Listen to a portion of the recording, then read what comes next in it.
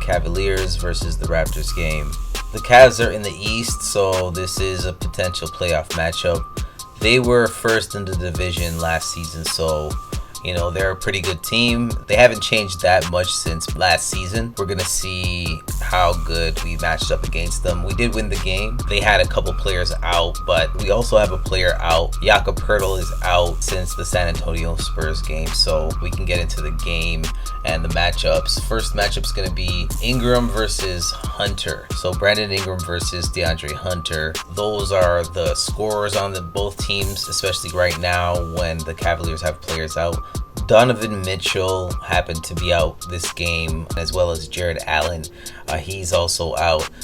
Darius Garland's been out since the beginning of the season, so that's a lot of their starting lineup. You could even say Max Struss is part of their starting lineup. He's also out. We definitely want to beat a team that's just playing their backups out there. So let's get into the numbers. My RaptorScope top 3 matchups are going to be Brandon Ingram versus DeAndre Hunter, then Emmanuel Quickley versus Lonzo Ball, then Scottie Barnes versus Evan Mobley. So let's start out. Quickley didn't do so well in this matchup. Lonzo Ball is a defensive player, so that probably played into why Emmanuel didn't do so well. Quickley shot 2 for 9 for 22% shooting. That's obviously not very good.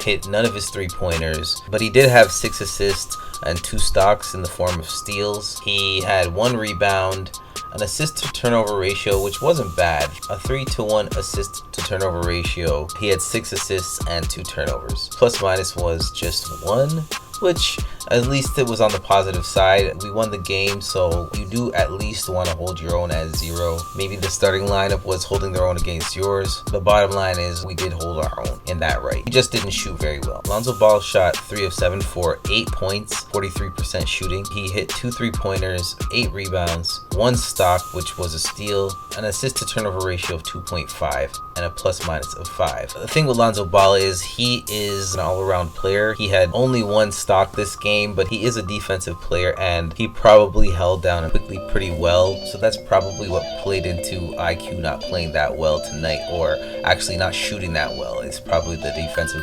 presence of Lonzo Ball. I have to give this matchup to Lonzo. Quickley as a starting point guard, getting the salary that he's getting, he needs to do better than this.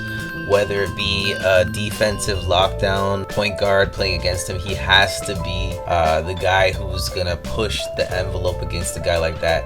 He did get a lot of assists, which means he did what he could in terms of passing the ball and getting the ball to the guys who could make shots against better matchups or whatever the case. But he needs to do better against guys like this. These aren't even the starting lineup guys. If they bring guys like this off the bench to defend Emmanuel Quickley, he has to be able to hold his own. He has to be able to push the envelope and play better than these guys. Find a way to create and potentially dominate, potentially become a dominant point guard. He didn't do so well in this matchup in terms of numbers, but I would say he held his own. I could call this a tie, but Lonzo Ball seems to have held him down pretty well, and he is an off-the-bench point guard. In this situation, if it was a starting point guard, I would say maybe it was even, but Quickley needs to do better in this situation. This is someone he needs to take advantage of, whether it be a starting point guard. He needs to hold his own just against him head-to-head, sure, but this wasn't even that. I have to give it to Lonzo Ball. You can call it tough love. Moving on to the next matchup, which is Brandon Ingram versus DeAndre Hunter. So Brandon Ingram hit 7 of 15 shots for 46% shooting. He didn't hit any 3-pointers, but he did have 20 points, 8 rebounds, 2 stocks, they were both steals, an assist to turnover ratio of 2.5. So 5 assists, 2 turnovers.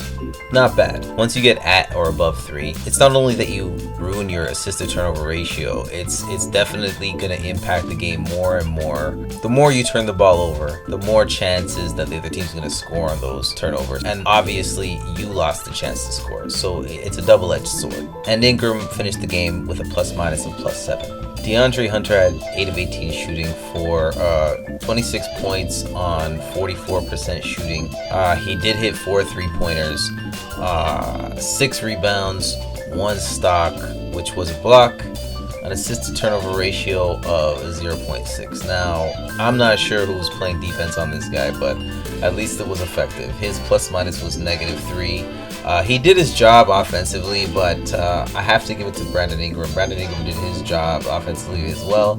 Didn't turn the ball over nearly as much.